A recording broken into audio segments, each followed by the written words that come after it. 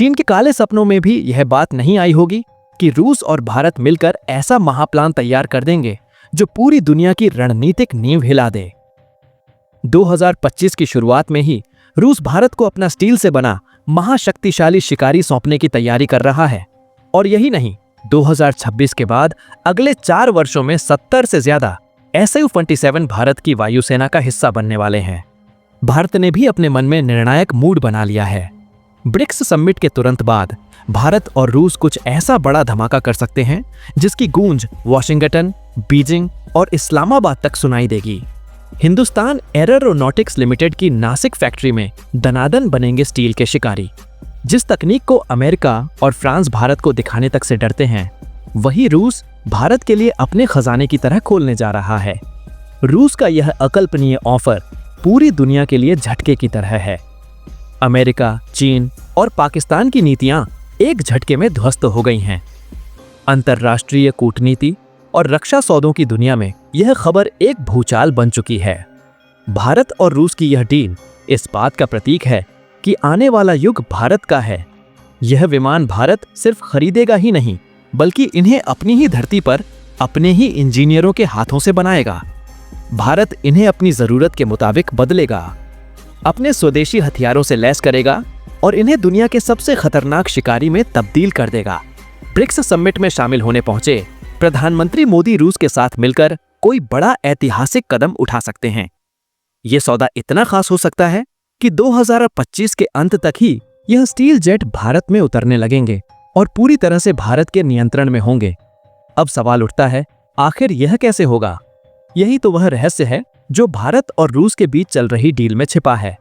रूस ने भारत के सामने जो प्रस्ताव रखा है वह इतना जबरदस्त है कि इसकी कल्पना भी दुनिया के बड़े बड़े रणनीतिकारों ने नहीं की थी। तो कौन सा है यह विमान और क्या है रूस का वह ऐतिहासिक ऑफर जिसने पूरी दुनिया को हिलाकर रख दिया? चलिए आपको बताते हैं इस धमाकेदार कहानी की पूरी सच्चाई। यह कहानी है भारत और रूस की उस अटूट दोस्ती की जो हर तूफान में और मजबूत हुई है, और इस दोस्ती का ताजा और सबसे शक्तिशाली प्रतीक है रूस की 5वीं पीढ़ी का स्टील शिकारी Su-27I। यहाँ ई का मतलब है एक्सपोर्ट वर्जन, यानी वह संस्करण जो रूस केवल अपने सबसे भरोसेमंद मित्रों को देता है। हाल ही में एरो इंडिया 2025 के मंच से रूस की सरकारी रक्षा कंपनी रोस्टेक ने भारत के सामने ऐसा प्रस्ताव रखा है जो एक सपने के सच होने जैसा है। रूस ने न केवल भारत को Au-57E बेचने की पेशकश की है, बल्कि इसके साथ एक ऐसा ऑफर दिया है जिसे सुनकर दुनिया के बाकी देश हक्के बक्के रह गए। इस ऑफर में 3 ऐसी क्रांतिकारी चीजें शामिल हैं जो भारत की वायुसेना की ताकत को नई ऊंचाइयों पर ले जाएंगी। पहला ट्रांसफर ऑन ऑफ टेक्नोलॉजी, यानी इस विमान को बनाने की पूरी तकनीक भारत को सौंपी जाएगी। दूसरा, भारत में ही इनका निर्माण, यानी हिंदुस्तान एरोनॉटिक्स लिमिटेड की नासिक फैक्ट्री में यह स्टील जेट तैयार होंगे। और तीसरा, सबसे बड़ा गेम चेंजर सोर्स कोड का एक्सेस। सोर्स कोड का मतलब है कि भारत अब इन विमानों का असली मालिक होगा। अमेरिका कभी अपने F-35 के साथ यह नहीं करता।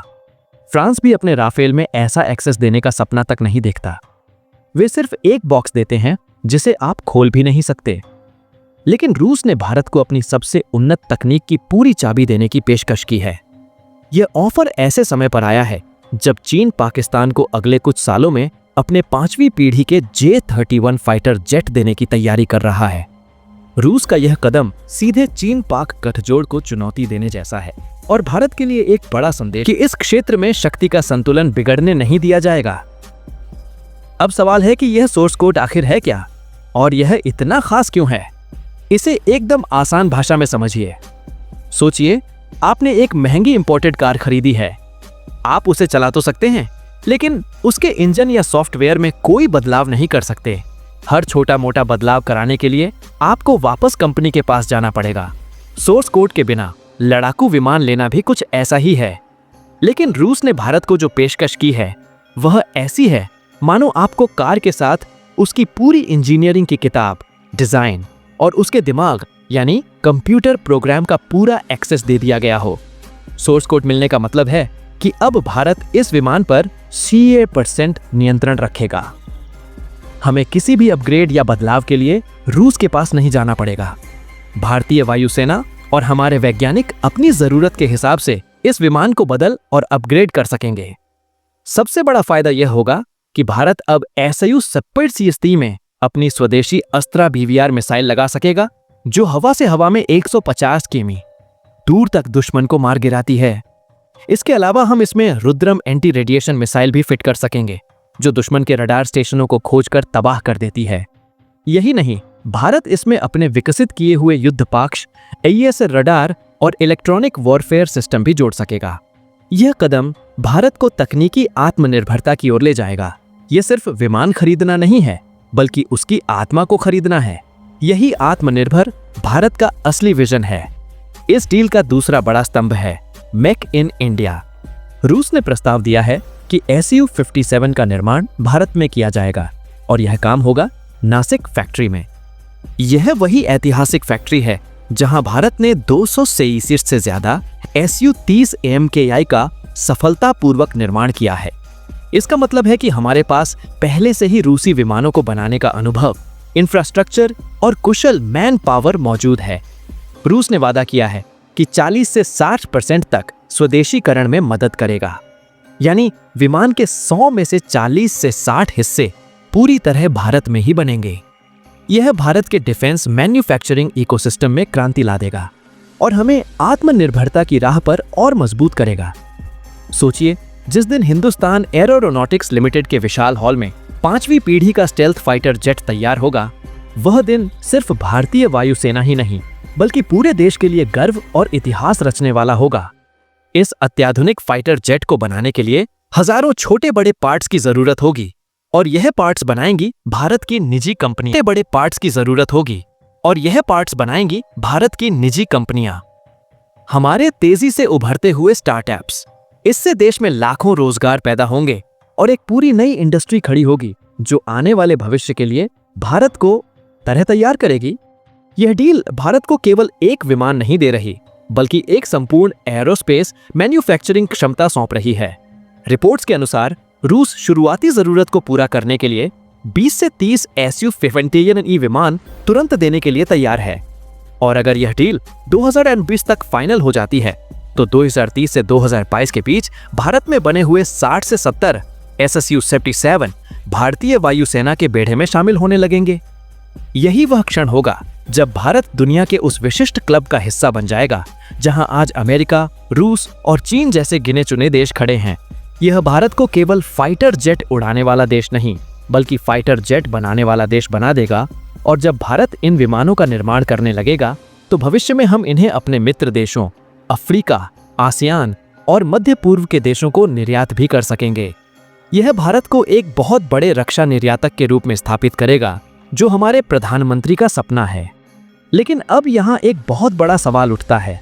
जब भारत अपना खुद का 5वीं पीढ़ी का fighter jet advanced medium combat aircraft यानी एमका विकसित कर रहा है, तो हमें एक विदेशी SU-57 की क्या जरूरत है?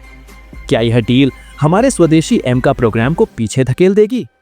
यह सवाल हर भारतीय के मन में उठना स्वाभाविक है, लेकिन इसका जवाब और भी ज्यादा रोमांचक और भारत के लिए बेहद फायदेमंद है।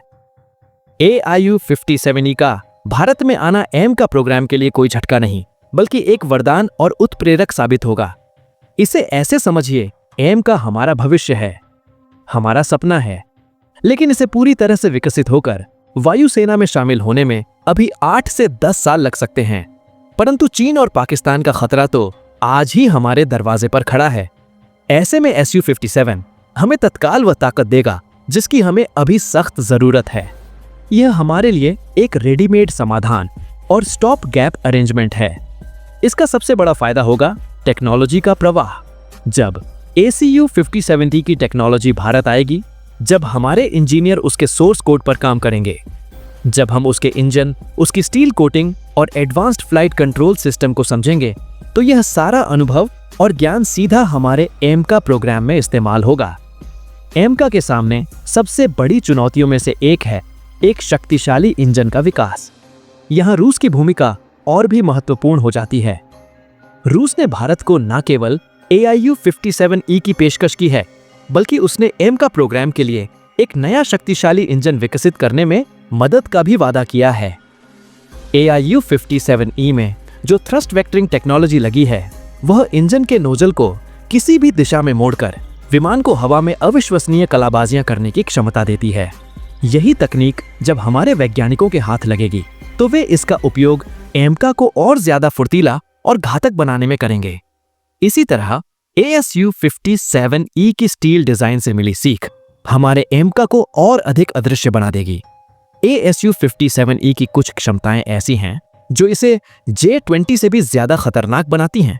पहली है इसकी सुपर क्रूज क्षमता। यह विमान बिना आफ्टर बर्नर का उपयोग किए आवाज की रफ्तार से तेज उड़ सकता है। इसका मतलब है कि यह लंबी दूरी तक तेजी से और बिना अतिरिक्त ईंधन खर्च किए गश्त कर सकता है। दूसरी है इसकी अत्यधिक गतिशीलता यानी एक्सट्रीम मैन्यूरेबिलिटी। इसके 3D थ्रस्ट वेक्टरिंग इंजन इसे हवा में ऐसे करतब करने की अनुमति देते हैं जो J-20 कभी नहीं कर सकता। यह डॉग फाइट के दौरान किसी भी कोण से दुश्मन पर मिसाइल दाग सकता है। तीसरी और सबसे महत्वपूर्ण बात है इसका हथियार रखने का तरीका। ASU-57E में हथियारों को रखने के लिए बड़े आंतरिक हथियार घर यानी इंटरनल वेपन बेस हैं। इसका मतलब है कि यह अपनी सभी घातक मिसाइलें अपने पेट में छिपाकर उड़ता है, जिससे इसकी स्टील क्षमता बरकरार रहती है। भविष्य में भारत इस विमान में ब्रह्मोस 2 जैसी हाइपरसोनिक मिसाइल को भी इंटीग्रेट कर सकता है। सोचिए, एक स्टेल्थ विमान जो दुश्मन की सीमा में बिना पता लगे घुसता है और वहां से 5 से 6 गुना आवाज की गति से तेज चलने वाली मिसाइल दागता है। इसका तोड़ किसी भी देश के पास नहीं होगा। 2 मोर्चों पर युद्ध की स्थिति में भारत को निर्णायक बढ़त देगा। यह LIC पर चीनी वायुसेना को चुनौती देगा और LOC पर पाकिस्तानी वायुसेना को पूरी तरह से निष्क्रिय कर देगा। पाकिस्तान के JF-7 जैसे विमान तो AU-57E के सामने खिलौनों जैसे होंगे, जिन्हें यह बिना नजर आए कई किलोमीटर दूर से ही आसमान से गायब कर देगा। यह सौदा भारत को आसमान का ऐसा शहंशाह बना देगा जिससे टकराने की हिम्मत कोई नहीं करेगा। अब हम आपकी राय जानना चाहते हैं। आपको क्या लगता है, क्या रूस का यह ऑफर भारत के लिए एक गेम चेंजर साबित होगा? क्या भारत को इस ऐतिहासिक डील के लिए तुरंत आगे बढ़ना चाहिए?